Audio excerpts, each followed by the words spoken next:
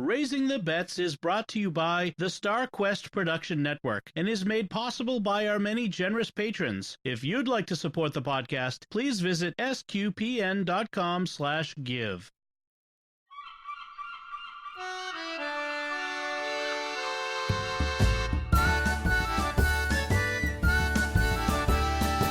You're listening to Raising the Bets, a family podcast of pirates and penguins. We're a Catholic couple raising 5 kids outside of Boston. Join us as we share the joys and challenges of marriage, homeschool, and our adventures near and far, as we make sense of the world and experience the best parts of our culture. I'm Dom Bettinelli. And I'm Melanie Bettinelli. And excuse me while I put on Do Not Disturb, because I do not wish to be disturbed while we record this podcast. Good plan. You'd think after how many podcasts I've recorded, I would remember before everyone to put on my Do Not Disturb, but I sometimes forget. Do you often get things that disturb you at 9 o'clock at night? Yes. Okay. I do not. The Ring cameras will pick up the neighborhood cats wandering through our backyard, right? Or the skunk that's living nearby. I wish it wasn't so sensitive that it picked up small animals. That's a discussion for Secrets of Technology. Yes. So let's talk about what we've been doing this week. First, just as a follow-up, a very excited follow-up. Yes, very excited. This is Sunday as we record this. Last night, so for those of you who may not be aware, if you haven't been listening, our son Ben has been having some sleeping problems that are related to some breathing issues. He's asthmatic. He had allergies last month, like in the beginning of September. I think it was a combination of really killer allergies.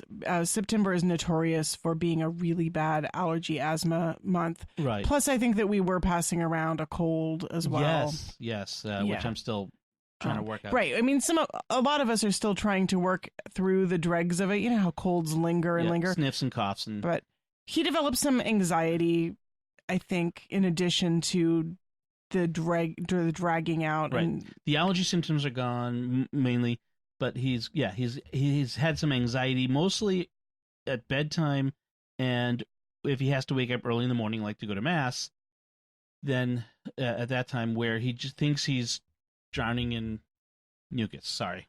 Hope you're not having your lunch. So it's been he's usually, to sleep at 8. We've gone over this before. To sleep at 8, he's been up till midnight, 1 o'clock some nights. Hasn't been getting up on Sunday mornings to go to mass. It's been real trouble, and he's been miserable too because he wants to sleep. Well, he wants to go to mass. And he wants to go to mass. Last night, I was out, and we'll talk about that in a second. He went to bed with the others.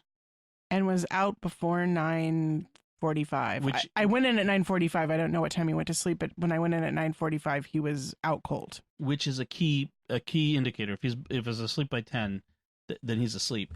And he was up this morning with everyone else very early, getting his church clothes on, went to mass, served at mass as an altar server. Was this his second time? His second time. He's missed weeks of serving.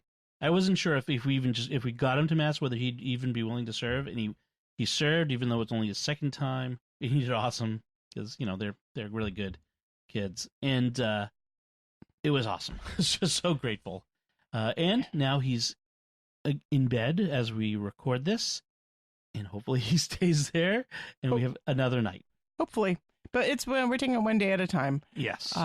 But yes, so very grateful. And for all of our friends and family members and listeners who have been praying for him, thank you so very much. Yeah. I know that our friends' prayers have been effective. Yes.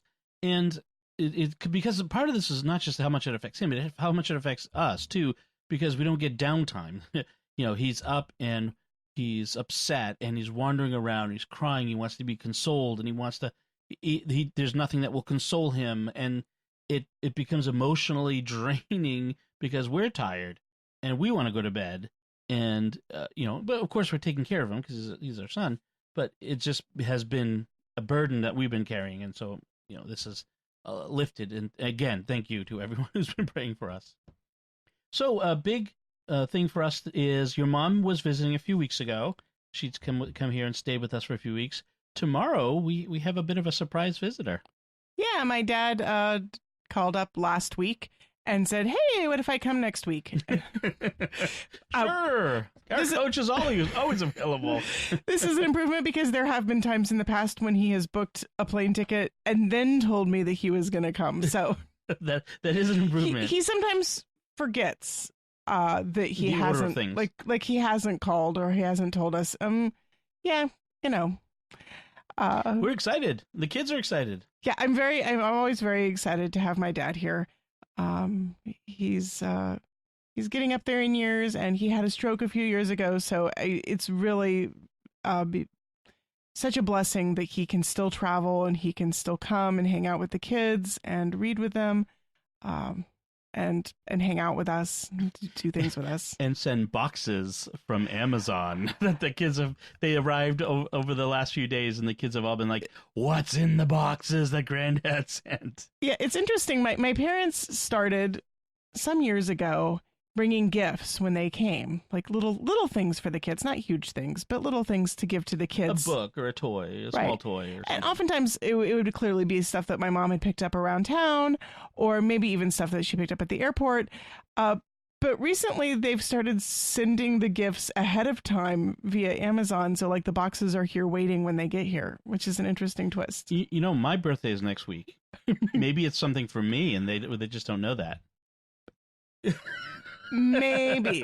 Yeah. I might have peeked in some of the boxes though, and the things didn't look quite your style. But there's no bottles of whiskey or no, sadly. Although some of those Star Wars things might be for me. I don't see your dad doing that. No. Yeah. Well, we're looking forward to Granddad coming, and he's only coming for about a week, a little, a day longer than a week, I think, and then several days after that. I forget exactly what. Your sister's coming to visit for a few weeks. Yeah. It is the autumn of Scots. Well, they like to come in the fall. Hey, I'd get out of town from Austin, to get to the nice fall weather in New England. Yeah. I mean, it's beautiful. We don't, in Austin, don't get a whole lot of the color changes and stuff. I mean, it's green, gray. Green brown. Green brown. There are a few yellow trees here and there, and I mean the one or two occasional trees that get a little bit of red or orange color, and like, ooh, look at that, it's fall. But mostly it's just brown. Steubenville was green, gray. Yeah. So yes, New England is nice. Yes, for that. That's one of the things I love about living here is the fall colors. I after 51 years of living in New England, I'm still astounded as I drive around looking at the brilliant golden and red and all those colors. I'm still astounded by it. I love it. So I understand why they want to come. So the other thing that happened this week, the other big thing is last night, as I alluded to, I was out by myself when you stayed with the kids, to a reunion, a neighborhood reunion. Now, you've heard of like class reunions from school. Well, for several times, some of the people that I grew up with in my neighborhood have organized a reunion of the old neighborhood. And it's kind of an interesting concept because who do you invite? Who comes? What's the cutoff? So some people still live there. Like my brother actually lives in the house we grew up in. He bought it for my mom. We have other neighbors who still live there. Some of the parents of the people I grew up with still live in their houses and that sort of thing.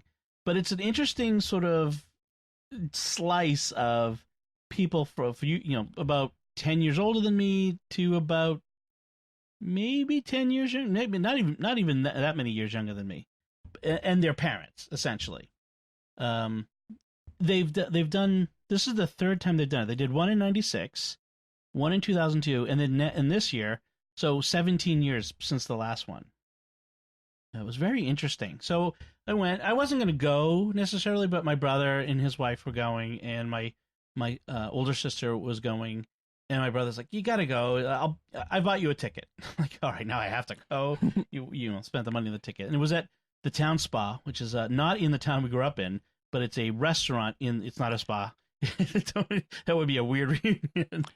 That would be strange. An actual spa. No, it's actually a pizza restaurant in the next town over, which is it's famous for its pizza, locally famous for its pizza. It's got bar style pizza. We'll talk about what bar style pizza is if you don't know what it is, but it's a particular almost crustless pizza, and it's really good. And I've been meaning to take Melanie and the kids there to try it sometime. So now we have to go. But it was fun. It was interesting running into people who I had no idea who they were. They had they knew me. Hey Dom, how are you? And I'd be like, hey, how are you doing? Good, you're looking great. Yeah. Who is this? And then someone would say their name, and I still wouldn't know who. I wouldn't remember who they are. Like this sounds like my sort of nightmare scenario. Yes, it's an introvert's nightmare. Yeah, there's a reason why I opted to just stay at home rather than try to find a babysitter. Oh, the best part is when you're like chatting with someone who is a spouse or significant other of someone you grew up with, but you're chatting with them, and then someone else who they know but you don't, where it wasn't in the neighborhood, joins the conversation, and now you're stuck there with them talking, and you're standing there, and they're talking about stuff that they know about, sort of, and you're like, when do I leave? Right. At what point? Yeah. How do I extract myself from this conversation without doing the just turn and walk away? That seems rude. Yeah. See, I never know what to do in those situations. Yeah. Or do I say, like, pretend like, oh, hey, yeah, I'll be right over, and like just walk over there? Yeah. Excuse me. I think you just say, excuse me, and then you and then wander over to somewhere else where I'm not talking to anybody. I know. Well, this is the thing. When you pretend to go to the bathroom? Maybe. How many times can you go to the bathroom in one evening? Or drink the entire beer that I've been holding and then go like, oh, gotta go get another beer. I'll be right back. See, if you slam enough beers, then you will stop feeling so awkward about the conversations. And I'll just walk away. Man, you guys are bored. I'm out of here. Yeah. So, here's a funny one. I went up to the bar and I said, what do you have in a stout or a porter?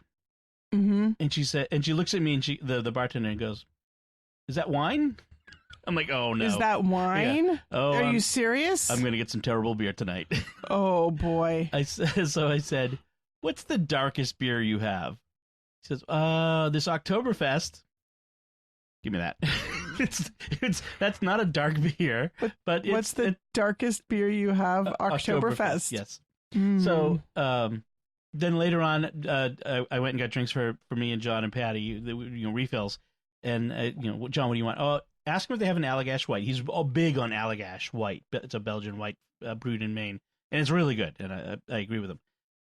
And he says, "I don't have that. Just ask for a Belgian White." I'm like, dude, you're barking up the wrong bar. Like, this is okay. And then Patty, what do you want? Oh, I just saw someone drinking this. Can you get me a Shipyard pumpkin ale with a cinnamon rim? And I'm like, what? So apparently they take the glass and they dip it in a simple syrup that has cinnamon in it.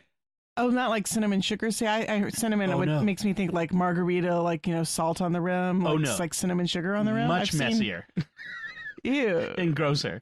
So it's get this drippy. So it's like dripping syrup down the outside of the cup onto your hands. Yes.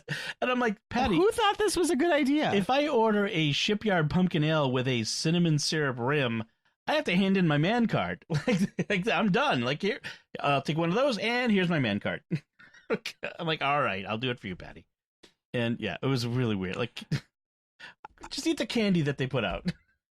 I would not order such a drink. I know this about you. This is why we are a couple.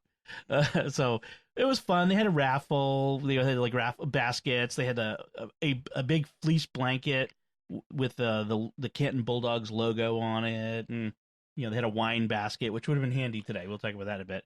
If I'd won that would have been very nice. Yes. Did you enter the raffle? Oh yeah. So you get $10. You get 10 tickets, and then you can divide that up among the different prizes with however many tickets you want to put in. So they had a big stack of like lottery scratch tickets. I put a bunch in there, and they had a coffee basket that had like ground Dunkin' Donuts coffee. I'm like, no, like if they had real coffee in there, I would have totally gone for that. I may be from New England, but I'm not a Dunkin' Donuts fanatic like a lot of New Englanders are. I'm much snobbier than that. And then, This is true. yes, when it comes to coffee and beer.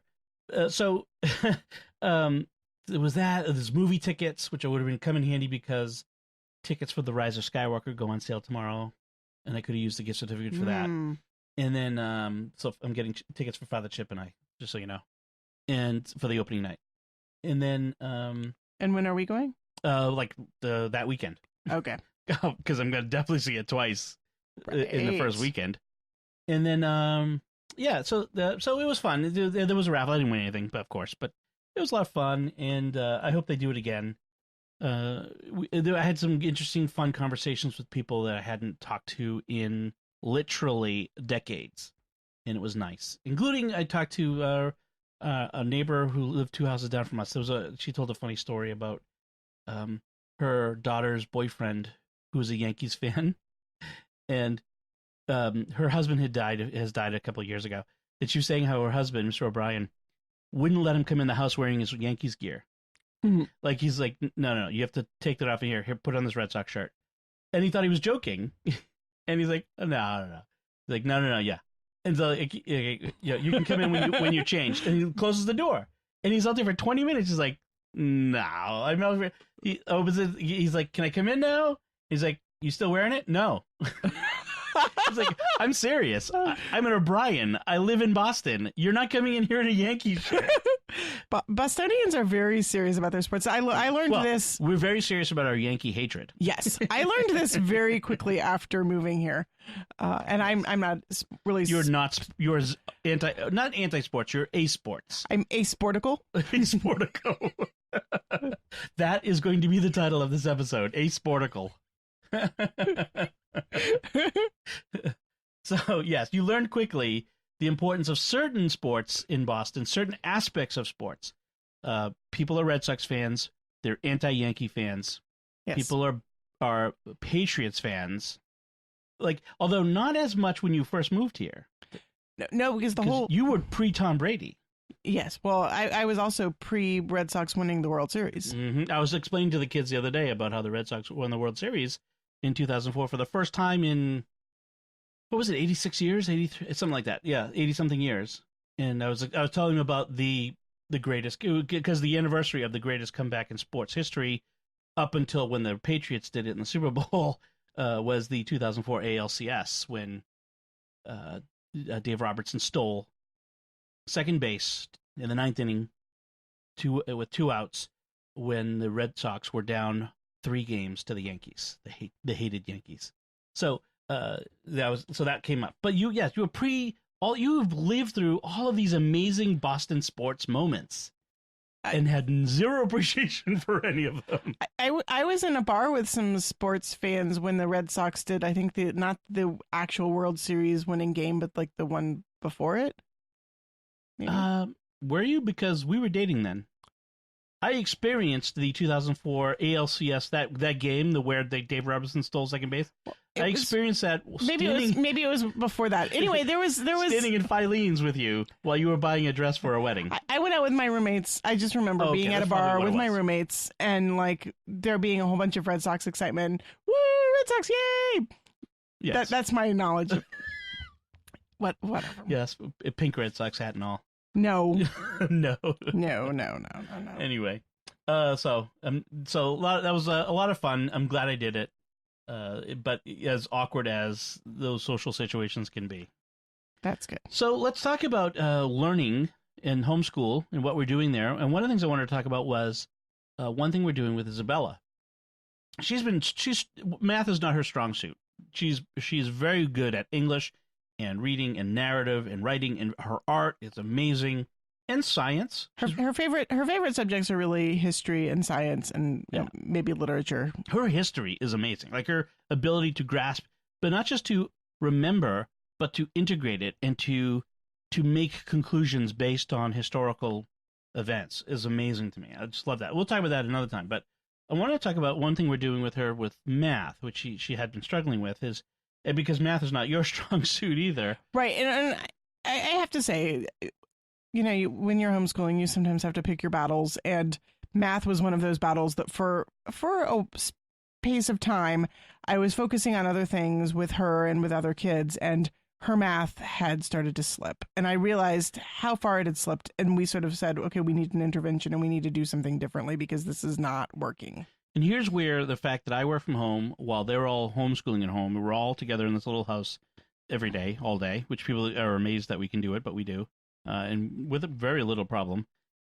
Here's where the benefit of that comes in. So we decided that every day, as much as we can get her going, for an hour first thing in the morning, she would be in the office with me, next to me, on my iPad, with Apple Pencil, using the Khan Academy app. Khan Academy is a free, amazingly free resource that does math at all the different levels and teaches math from pre-K all the way up. I think they do college level math. Yeah, they go to calculus and stuff. Yeah. So she's working her way through math. She was pretty far behind at the beginning of the summer. We've decided this at the beginning of the summer. She was pretty far behind, and I wish we'd been able to get more consistency than we have, but I think it's okay, sufficient.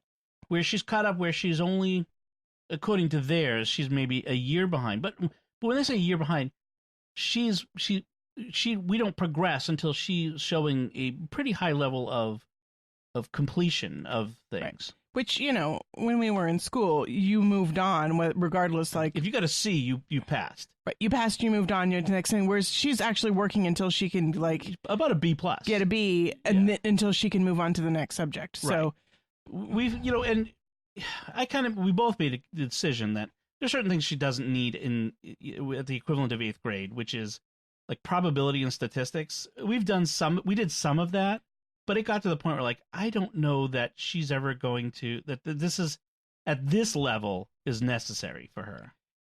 I did not learn a lot of probability and statistics in school. No. Yeah. I mean, learning what a mean is, learning what an average is, learning what median is, that's fine. But beyond that, I don't know at this point, given where her proclivities and where her abilities are, that she needed to spend more time on that at that level. Maybe we'll come back to it. I also think that a lot of those things are things like special topics that don't build on each other, are things you can kind of come back to and cram at some future point if you discover you need them. Right. I know lots of people who they decided to switch majors and now they're pre-med and they realize they need to, cram up on statistics, and so they'll take a few summer classes and then they'll get caught up in where they need to be, that sort of stuff. Right, exactly. So yeah. It's I have to say it's been going very well. I'm very pleased with how we're going. My goal is for her to be completely caught up by the end of the calendar year. And I really like having that off my plate. Right, that's another big part of it. Part of me wants to say, what else can I take off of my plate? What else can I shovel off to Dom? But sort of I think one of the beauties of homeschooling is being able to sort of look at my strengths and your strengths and say, this is not my strength. It was like this ray of light suddenly clicking on light bulb moment. This is not my strength, but this is Dom's strength. And this is the thing people forget about homeschooling isn't just stay-at-home mom teaches kids. It's parents teaching their kids. And I know a lot of homeschoolers also who do online classes, which we haven't really spent a lot of time exploring. I mean, Khan Academy is sort of the most toe in the water. Yeah. But there are plenty of online classes, and I was actually looking at some. I didn't get together, but I'm thinking maybe in the future look at some online classes or homeschool connections or whatever. And of course, then there's also you can enroll them in other classes. You can put them in formalized homeschool curriculum, like Seton, which is a much more formal, that's very much school in a box that you do at home. And then of course there's all sorts of in between things where you can sign up just for individual classes or exactly. So there's a vast kind of tutor. A vast range of things we can do. And I'm open to doing things. In fact, there have been times when I've had to help Sophie, for example, when she's stuck and she's not able to work with you on it. There's a personality clash at the time, or you're so bound up with another child, and so I sit down with her, and it gives her a break as someone different to kind of approach things with her. Although we haven't had to do that in a long time, but that was something I had to do fairly regularly with Sophie to help her with her math. Because maybe I have a different approach, or it's just something different. Yeah, she says that you explain things better than I do. Well, I'm trying not to let my ego get too wounded. I'm not. My ego is expanding now.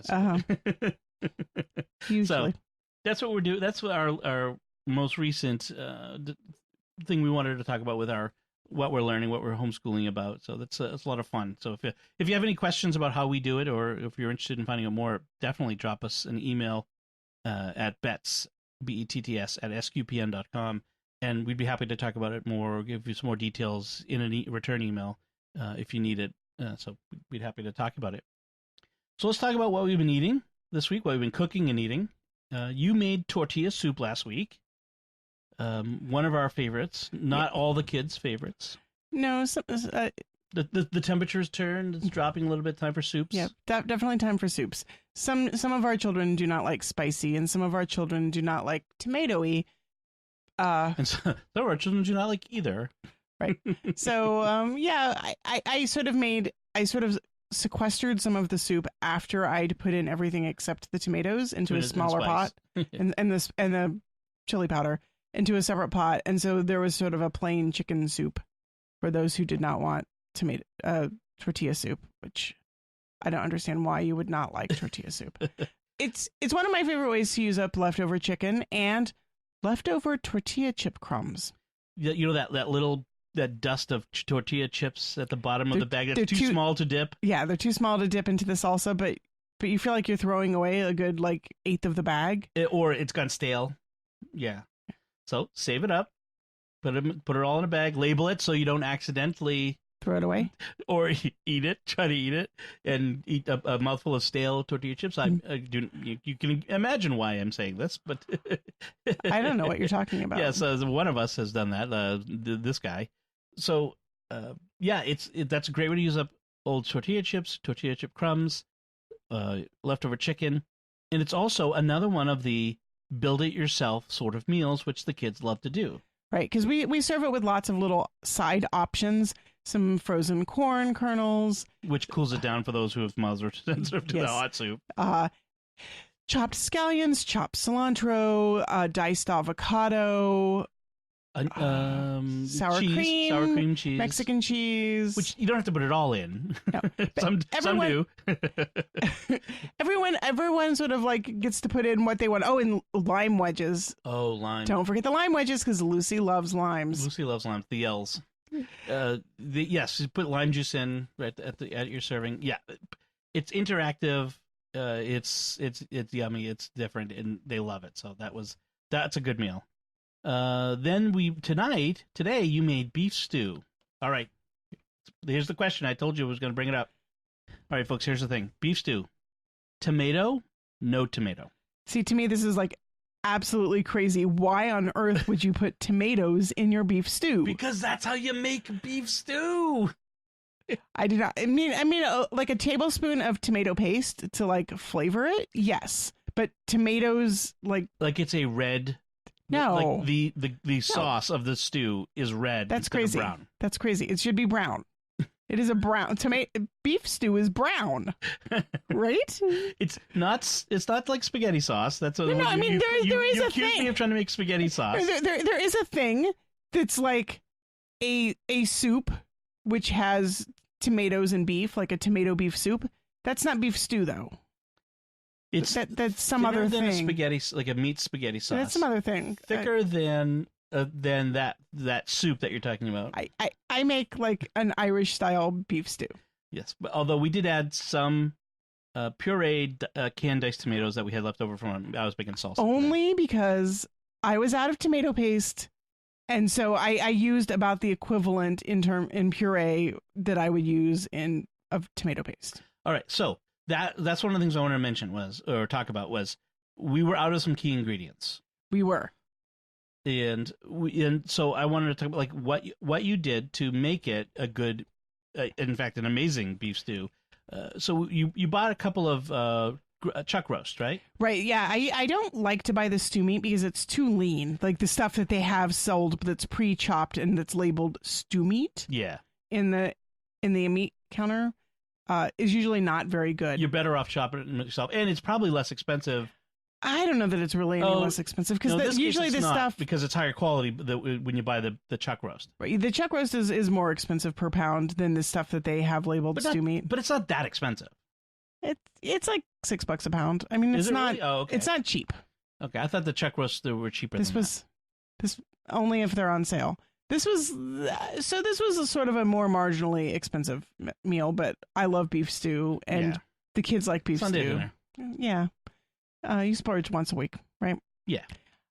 Now, the best thing about this beef stew is I had some foresight. Last time I made pot roast, I was really loath to throw away all of the juices. The liquid left in the pan for the pot. I mean, we put some on the table, and everyone pours a little bit on top of their pot roast, but there's like a whole pint almost of the liquid left over, and like it just kills me to throw it away because it's so flavorful, and yet I know I'm not going to eat it. So I had this idea. I squirreled it away in the freezer and made a mental note that next time I made beef stew, I was going to throw the pot roast liquor into the beef stew and get all that flavor from my pot roast added to my stew. And this turned out to be genius because I was not only missing tomato paste, I was also out of wine. Mm-hmm. Red wine. No. Well, I didn't have any red wine or white wine. Oh, yeah. You did put a little bit of sherry in. I put some sherry in because I think that like just making a stew or a soup with no alcohol at all just seems wrong. You lose the sweet element in it. You lose the what's the other element to the lime, not the sour, but you know what I mean, like vinegar, the brightness. Sorry, brightness. Thank you. And it also pulls out the alcohol soluble flavors. Right. Which tomatoes. I mean, my preference is actually like a good quarter bottle, half a bottle of wine in the stew. It's a big pot. It's a gigantic pot. But yeah, I mean, the alcohol cooks out. It's just flavor. Mm-hmm. But this worked out pretty well as a hack. Yeah, I have to say, it was really good. So yeah, I did a mix of potatoes. I did some one big gigantic russet potato and some golden potatoes. I had a bunch of carrots, some celery, onion, garlic, and of course, like my 2 chuck roasts. I threw in a little bit of chicken stock because I had some laying around in the freezer. And leftover veggies? Yeah, I had some leftover veggies. I had some leftover green beans from last night that nobody was going to eat. And I threw in some frozen peas, and I had some leftover carrots and turnips. Mm-hmm. Unfortunately, poor Lucy, who does not like the turnips, seemed to get all of them in her bowl. So she had like a little row of turnips that she had bitten into that she did not like sitting on her plate at the end of the meal. It was kind of sad. I didn't get any turnips in my bowl. I would have liked them. And because you use rice flour instead of wheat flour, it's Lucy friendly. Right. So I dredged the meat before. The very first step is I dredge the meat in a flour, salt, pepper mix, and I use brown rice flour, which if Lucy came up as not wheat allergic and could suddenly have wheat, I might still choose brown rice flour for thickening in soups and stews and for dredging cutlets in to fry. It actually I think it works better. It's got a really nice flavor and it's got a great texture and I really like it. So yeah, I dredged my beef chunks in the rice flour and then fried them in oil and then pulled them out and then sauteed my vegetables. And then I threw whatever like rice flour was left in the bowl after I dredged the meat. There was a good 2 tablespoons or so of it. I threw that into the pot when I added my liquids. And it really, the texture was really good. It was nice and thick. I was thinking I was going to have to add some more thickener at the end, and I did not. Between the potatoes that dissolved and the rice flour and the tomatoes, it was nice and good texture. Excellent.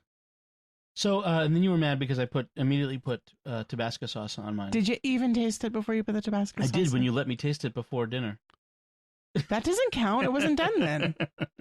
So I love spices, hot sauces, Not as hot as I used to. I'm old now, so but I love Tabasco, and once in a while I will buy special sauces from them. And so they sent out an email earlier this month where they had a really good deal, and so I bought a couple different things. And so I bought a Tabasco steak sauce, which is different from the A1 steak sauce with Tabasco that we had. So I'm interested in trying with how that tastes different. They had a Tabasco roasted pepper sauce, which I've been putting on everything because it's really good. That roasted flavor, I really like that. They also have a Tabasco sriracha, which it's made like regular sriracha. It's not like the Tabasco peppers. It's made with sriracha is basically jalapeno peppers, and garlic and vinegar. I think it is. I did not realize it was jalapeno peppers. Yes, it's ripe. That's why that red color comes from. It's the absolutely ripe red jalapenos, and they make that, and then they add Tabasco sauce to it. So okay. Yeah, so it's not all Tabasco peppers, and also a Tabasco buffalo style sauce, buffalo wing sauce. So I haven't tried that yet, and then a Tabasco Family Reserve sauce, which is apparently aged like 5 years in the barrel, where the normal thing is like a year in the barrel or something like that. So I'm interested. All of this is completely lost on me because while I do like a lot of hot sauces, I just really don't like Tabasco. Yeah. I don't know if it's the Tabasco peppers itself or if it's like the vinegar mix, or I don't like it very much. And you can guess I really love Tabasco. Yeah. So like putting too much Tabasco in a dish is pretty much ruining it for me. So and that's why I add it at the end. yes. I appreciate that you added at the end. I just, Mm-hmm. So let's move on to what we're reading and watching. Okay. I've been watching the final season of Mr. Robot. I thought that was like ages ago, like done. No. Well, it's been ages since the last season. Oh, I see. It's the modern day where we wait 18 months and you're supposed to try to remember what happened in this very complicated mythology, which is what I'm doing. I'm like, what? Who is that? I think you're supposed to watch it, like binge watch it again. This is what people do. Right. You're supposed to binge watch the last season, but of course, in order to do that, you have to know what happened in the third season or the second season, or do what I do is find the wiki. Well, yeah. Or go to Wikipedia, which summarizes the previous seasons. I have a friend who is watching Breaking Bad for the 10th time so that she can get ready for the El Camino movie. Which is out. Yeah. Which is out. Yeah. She hasn't seen the movie yet because she had to watch Breaking Bad. I liked Breaking Bad. I don't think I'd watch it again. Yeah. 10 times seems a little bit much for me. That 10 times? Is this your sister? She kind of reminds me of my sister a bit. Yeah, because that's the thing Teresa would do. Yeah. So that's what they I'm get watching. along well. Yeah. The thing I like about Mr. Robot is, well, there's two things. One of them is the main character has a dissociative disorder where he has a split personality. Mm-hmm. And they incorporate that into the show, so you're seeing it from his point of view, the second personality that he deals with. Whereas when the second personality comes out, you see that person, played by Christian Slater, interacting with people, but what the other characters are seeing is the main character played by Rami Malek. Okay. Yeah, so it's very interesting. The other thing I really like about it is that all of these computer science stuff, the computer stuff that they do in it, the hacking, is real. All of this stuff. So it's not one of those series where they like make up a whole bunch of stuff that's totally just bogus. Yes. Yeah, and you click enhance, or someone numbers run across the screen and then they pretend that they've hacked into something. No. All of the hacking, all of the things that they do is real. Not that I would be able to tell the difference. Right. But it's kind of cool. Yeah, I don't know that I can tell, but the idea that it's all real, and there are people who do know the difference, who tell you that yes, that's real. That's really cool to me. I really like that part of it because it makes it more interesting because then everything is plausible. Yeah, I can see the appeal of that. Mm-hmm. So I'm looking forward to the final season. It's been a little at the beginning.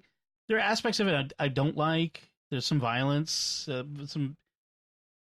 Violence doesn't bother me too much, except it's when it's gratuitous and over the top, which there has been some of that. And the confusing aspect of it is kind of puts me off a little bit. But I'm sticking with it. What are you reading? Well, first of all, I'm watching More Bones. Which is like, if you have a very low tolerance for gore, this is not your show. It's very gory. Network primetime TV gore. Yeah, lots of gross dead bodies and bodily fluids and like decomposing. It's gross. Yeah. But I don't really mind. I've been scarred by CSI, so yeah. For some reason, that stuff really just doesn't bother me. I'm like, that's an interesting special effect. There's always a part of my brain that's like, that's not actually a dead person. It's just like plastic and like, movie magic slime. Yeah, there's other aspects of your personality which explain that very well. But yes. Okay. So not very much interesting to talk about there. I love the characters, but yeah. So I've been reading a few things, but the one I wanted to talk about is a book called Golden Grove Unleaving by Jill Patton Walsh. And it's actually was originally published as 2 separate novellas, which were then republished sort of as one volume. With the first one was Golden Grove and the second one was Unleaving. Poetry fans will recognize the title as a reference to Gerard Manley Hopkins' poem Spring and Fall, which begins, "Margaret, are you grieving over Golden Grove unleaving?" Which is one of my favorite Hopkins poems. And so the title sort of jumped out at me. I was looking up some other book by Jill Patton Walsh, which was on some child's homeschool reading list. And this title sort of intrigued me. I'm like, that's a Hopkins poem. And I ended up buying the novel for myself based solely on the title.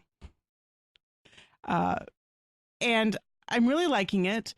The first volume, which I finished, Golden Grove, is about 2 children who go to visit their grandmother for summer holidays.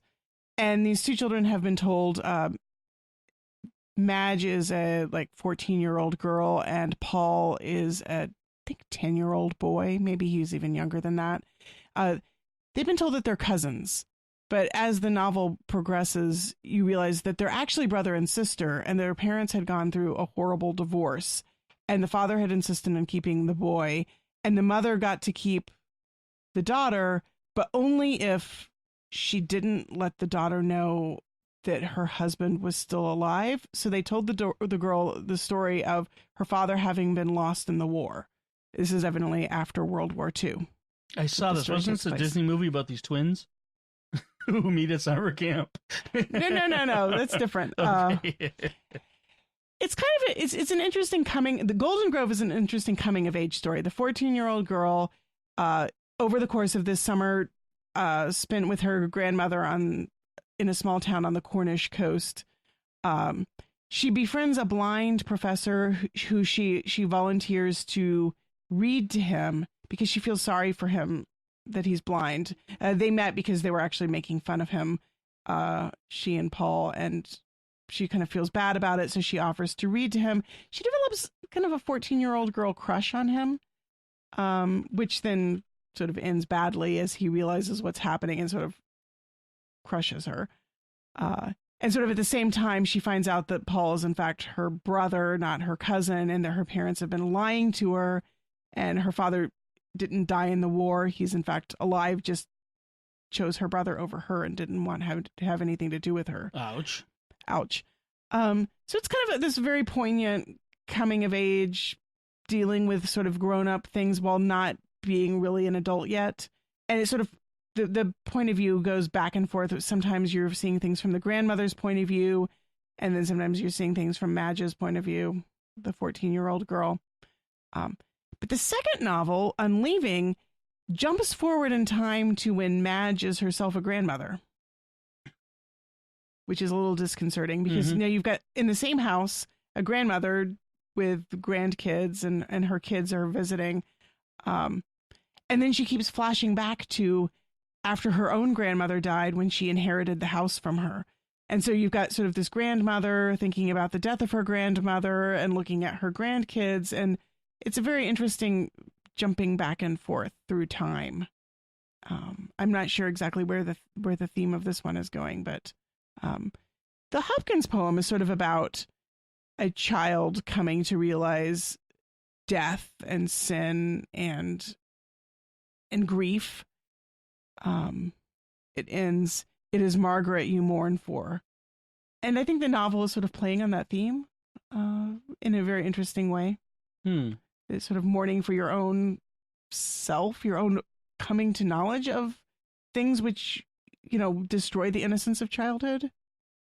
Interesting. It's been an interesting book. Cool. We'll put a link in the show notes so you can buy it used on Amazon. Yeah, I think it's out of print, but the used copies look pretty cheap. $4.75, the one that I'm seeing. So get it cheap.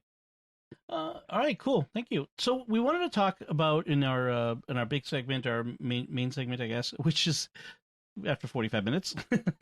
So I don't know what to call it, but today we want to talk about today's gospel, the Sunday gospel we just heard. Just to refresh your memory, it's the gospel about the unjust judge who renders a just judgment to the widow, not because that's his job and she deserves it, but because she pesters him, and he gets to the point where he's afraid she's gonna beat him about the head and shoulders until he does what he's supposed to do and gives her the judgment that she deserves.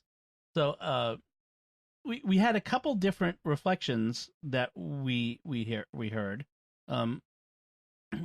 Actually, let me pull up today's readings. I should have pulled it up beforehand, but because the first readings was the reading from the Exodus, where there's the battle and Moses says to Joshua to go and fight Amalek in battle, and Moses will stand on the hill with his arms raised and while his arms are raised, Joshua will win the day, but when his arms get tired and he drops them, Amalek will be winning the day. And so Moses gets tired, he has to sit down, and Aaron and Hur support his hands. I call this the Aaron Hur story. Aaron Hur, sir? Get it, Hamilton? Aaron Burr? Never mind. No. No. And Joshua mowed down Amalek and his people with the edge of the sword. I love that part of it. And then you look at the responsorial psalm. I lift up my eyes toward the mountains. This is Psalm 121. Whence shall help come to me? My help is from the Lord, who made heaven and earth. And you had that interesting observation, that image. Right. I sort of imagined, as I moved from the Exodus reading to the Psalm, I sort of imagined a soldier on the battlefield literally lifting up his eyes to see Moses with his hands outstretched on the mountaintop. Our help is from the Lord, toward the mountains, because that's where the Lord is. And may he not suffer your foot to slip. I mean, think about that on a battlefield. It's, your foot will slip in the muck and the gore and the whatever.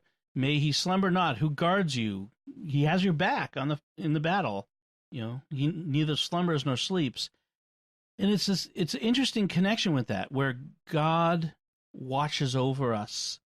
And what was it that Father said? That it's not so much that God needed Moses to keep his arms up. It's not magic. It's that it was, what did he say? That it was a sign. It was it was more that the people of Israel could see they're not winning on their own merits. Right, because when Moses got tired and put down his hands, they could see that they started to lose. So that it was a sign that they weren't winning the battle under their own power because they were great warriors. They were great, strong warriors. Wah, rah, rah, Israel.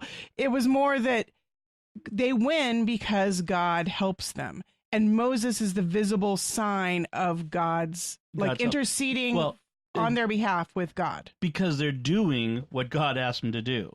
Right. Which is have Moses stand with his arms up. Do what God asked you to do, and you will succeed. Right. It's about obedience, really, because God says, I will help you, but you've got to follow my orders. You've got to obey me, because really, ultimately, it's not about them winning the battle. It's about them learning to trust in God, learning to obey God, because God is the Father who knows what's best for them. Which brings us to the second reading from 2 Timothy. Remain faithful to what you have learned and believed, because you know from whom you learned it. Because and then he says, all scripture is inspired by God, is useful for teaching, for refutation, for correction, for training in righteousness, so that one who belongs to God may be competent, equipped for every good work. You are competent and equipped for your good work, not through your own merits, not because of you're such a good studier, because you're so awesome, but because God does it for you, because God is with you, because you are with God. Really is the question. The line that jumped out at me in the letter to Timothy is that from your infancy you have known the sacred scriptures. And I love that image because who is imparting the scriptures from his infancy? Not the dad. Probably his mom, right? Is his mom like singing the Psalms to him in his cradle? Is she praying like the family at prayer? This is prayer in the heart of the home, not prayer in the synagogue or at the temple. I mean, although he would have been taken to the synagogue and the temple, of course, the image I got was sort of the domestic liturgies, the domestic reading of scriptures and reciting of prayers and the Psalms. I just really loved that image of from your infancy, you've known the scriptures. God is not just something that happens like when you're an adult. Even babies can have this relationship with God, this deep knowledge of God's presence in their lives through the scriptures. And that brings us to the gospel, where we have Jesus, the gospel from Luke 18. There was a judge in a certain town who neither feared God nor respected any human being. So we've set the stage for how bad this guy is. And a widow in that town used to come to him and say, "Render a just decision for me against my adversary." Just all I'm asking for is justice. I just want you to do what is right. I'm not asking for special treatment. And this poor widow, I mean, you don't know who her adversary is or what injustice has been done to her. But because she's a widow, she's in dire straits. Right. She has no support. Maybe like she might have a son or a family who help take care of her. Maybe somebody took her property from her. Maybe somebody took her, the endowment that was left for her. Who knows? But she's in bad situation and she's desperate. And for whatever reason, the judge didn't want to do it. Maybe her adversary is someone powerful, or a friend. But whatever it is, but eventually he thought, while it is true that I neither fear man nor God nor respect any human being, because this widow keeps bothering me, I shall deliver a just decision for her, lest she finally come and strike me. I love that image. Lest she come and beat me about the head and neck with her cane. This fierce little old widow who doesn't give up and who's not afraid to attack this judge, and this judge who's scared of this little old woman. Right. I like that. And if an unjust judge, so the idea is that nevertheless she persisted. Right. Maybe it's Elizabeth Warren agree with the unjust judge. No. So the couple of thoughts we've had, but I wanted to share something that Ben said to you. What did Benedict, the 10-year-old, say to you? So I was reading a reflection from Mother Sophia of Mount St. Mary's Abbey, which is our local Benedictine monastery. The Trappistines. Yes. Yeah. And she had a beautiful reflection. I will put the link in the notes because it's really worth checking out. It's a gorgeous reflection. And as I was reading it, she's talking about sort of the Benedictine vocation of prayer, and prayer being communal, not dependent on the strength or weakness of any one, any one member of the community, but that when one member is weak, another can sort of fill in the gaps. But she said something along the lines of, I'm trying to remember exactly what she said. Without becoming weary, that's this piece where she talks. She talks about the parable of the unjust judge being kind of funny. Mm-hmm. Yes. She says, perhaps unlike the widow, I turn my back on the judge who seems not to answer and set up my own rival court in which I'm the sole arbiter and judge. The more I allow myself to stray towards self-reliance, the more my life becomes a barren desert. It's not God who becomes cold, hard, and distant like an unjust judge, but me. At this point, as I'm reading, Ben stops and says, so maybe God's like the widow who keeps asking and asking and asking, and we're like the unjust judge who is hard and cold, but finally gives in because of his persistence? Which is really consonant with the way the Old Testament consistently presents God as the tireless lover who constantly seeks after Israel, even when they run away, even when their hearts are hard. He never gives up. He's always seeking. I thought that was a brilliant insight. Yes, it is brilliant. And I like the idea that we have to give in to God lest he come and beat us about the head and neck. I do, because sometimes I think that's what it's going to take. Yeah. the reflection from Mount St. Mary's is unsigned, but we assume it's Mother Sophia who's writing it, but it could be one of the other sisters. But Mother Sophia, I have to say, interject here about the Mount St. Mary's. Mother Sophia is young. She's younger than us. She's 20, 30. She might be 30 at most. Recently, the recently elected abbess. Right, and she's only been in the abbey for like 5-6 years. Like our friend Carla is one of the Trappistines there, and it hasn't been that long. Right. So it's amazing, like her wisdom. She is Mother Sophia, and also the interesting humility of the sisters. Some of them quite elderly, who elected her as the new abbess, which I thought was very interesting. Anyway, I subscribe to their Facebook page mostly because we love visiting the monastery. We have our friend Carla is there, but I've started reading all of their reflections, and I find them incredibly insightful, and they speak to me, even though she's speaking directly to the sisters about the monastic life. Many people have noted that Benedict based his rule on the assumption that the group of monks who live together like a family. And so people have sort of derived the insight that the Benedictine rule has a lot of wisdom for families. Yeah, that would be an interesting thing to pursue, is the idea of Benedictine spirituality for families through the Benedictine rule. Yeah. Yeah. Because the abbot or the abbess is the mother or the father of the community, ruling with wisdom and restraint. By the way, in case you're interested, an additional reason to get to know the Mount St. Mary's Abbey in the Trappistines there is yummy chocolate. They sell chocolate as their way of supporting their life. So Trappistine quality candy is their name of their candy business. Definitely check it out. There's some amazing stuff there. Highly recommend it. And as the holiday season's coming up, as Christmas is on the way, I'm not going to say holiday season. As Christmas is on the way, they do mail order. Yes, definitely. They have a catalog and everything. Check it out. So cool. Anything else you wanted to say about the gospel? No, I think so. that's it. I think that's some fun insights. I really like that. So before we wrap it up, we did have some feedback, an email from a listener, Lee, who wrote, I was listening to an episode a while back, and Melanie said, I think it was Lucy would eventually need a Kindle. Actually, it was Anthony that we were talking about. We're going to need to get a Kindle for him soon. Mm-hmm. And then Lee says, disclaimer, I asked this out of complete ignorance. No positive, no negative, just facts, as Joe Friday would say. Just the facts, ma'am. I'm quite computer illiterate. I definitely went to the old school and have not really kept up with the times. My question is, why would someone need a Kindle? We bought one for our kids some time ago. I don't know if they even still use it. I looked it over at the time, and it seemed just like a smaller version of the computer, or maybe like a cell phone, but doesn't make calls. I wonder if we or they weren't getting the most use out of it. Our media usage rules are much like yourselves. Any info help you can provide would be appreciated. Well, I'm not sure you have a Kindle.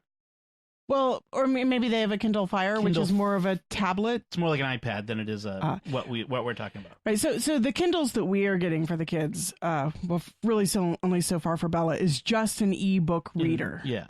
So basically, you can download books. You can buy or borrow from the library, because our library has Overdrive, which allows you to borrow ebooks for a period of like 2 or 3 weeks. Depending on the book. Right. There are a lot of good reasons for a Kindle, especially for a homeschooling family like ours. There are a lot of classic books which are in the public domain. Their copyrights have expired, which you can get for free or like $1 for the Kindle, which allows us to help feed the book habit. Right. Tom Sawyer and right. Treasure Island. All of the Ellen Montgomery, Anne of Green Gables books were free on the Kindle, for example. They're all in public domain. And so there's a lot of really good books. All of the Wizard of Oz books by L. Frank Baum are free on the Kindle.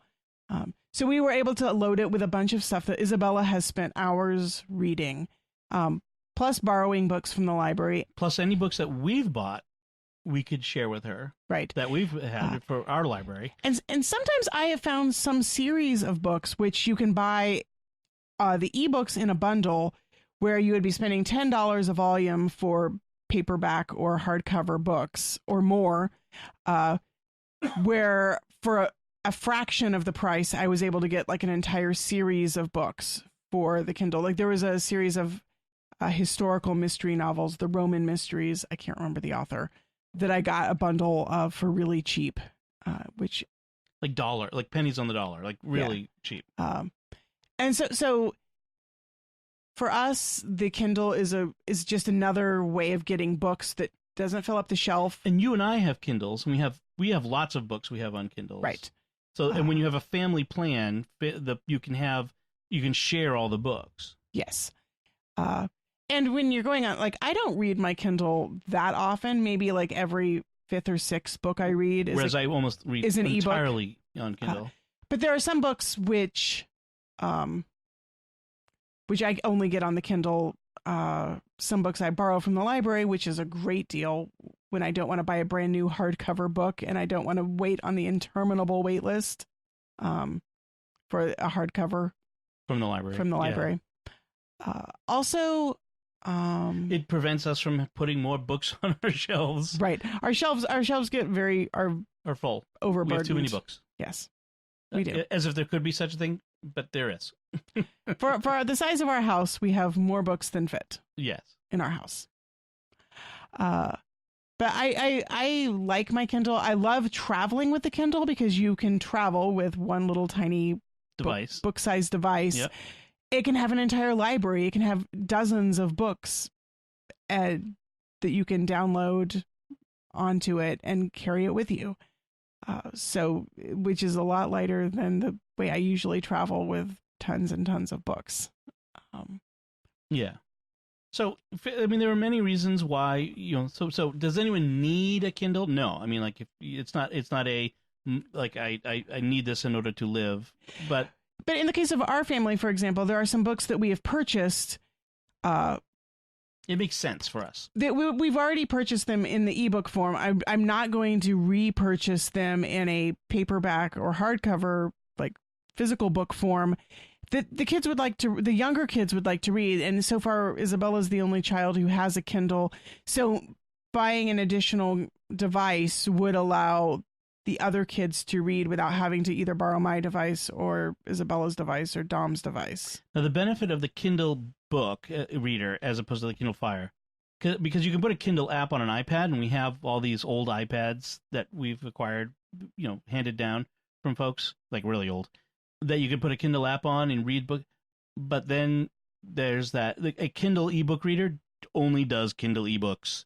And so there's no temptation to go off for a moment into a game or other things that are distractions. I have known fellow homeschoolers who got the Kindle Fire and went that route and found themselves having to do a lot of policing over tablet time because when the child was supposed to be reading, they ended up playing games. So I highly recommend going for just the ebook reader. Right. At least that's what's working for our family, is not having to police time. We have two separate devices. We have an ebook reader and we have iPads. And iPads are for either, apart from what we do with Isabella, they're for more downtime, screen time as a reward for good behavior or other things like that. But whereas a Kindle is, we want them to read. We want to encourage reading. We give them a love for reading, and that's one of the ways we do that, in addition to the physical books that we give them as well. So I hope that answers your question, Lee. If not, let us know, and we'll be glad to elucidate further. Before we finish, I want to take a moment to thank our patrons who make it possible for us to create Raising the Bets, including this time Father Chris, Father Carl, Vera J., Diane S., and Anthony L. Their generous donations at sqpn.com/give make it possible for us to continue the secret Raising the Bets. I have to fix that. I've copy and pasted. It makes it possible for us to continue Raising the Bets and all the shows at StarQuest. It's not the Secrets of the Bets. You can join them by visiting... Maybe it is. Maybe it is. You can join them by visiting sqpn.com/give. So that's it from us. If you have anything you want to say and feedback, responses to anything we've discussed, or stuff you'd like to hear us talk about, let us know by commenting at sqpn.com/bets, BETTS, or the SQPN Facebook page, facebook.com/StarQuestMedia. Or send us an email to bets, BETTS, @sqpn.com, and we'll put the relevant links from the various things in our discussion in our show notes on sqpn.com. Remember to go to the Facebook page, the StarQuest Facebook page, and like Raising the Bets there. Retweet us on Twitter, where we're at SQPN, and leave comments. All of those things, not only does it make us feel good, and not only do your comments, help us, communicate with you, it juices the algorithms and helps get the show out to more people so that we can grow the audience, which we'd love to do. Until next time, I'm Dom Bettinelli. And I'm Melanie Bettinelli. Thank you for listening to Raising the Bets on StarQuest.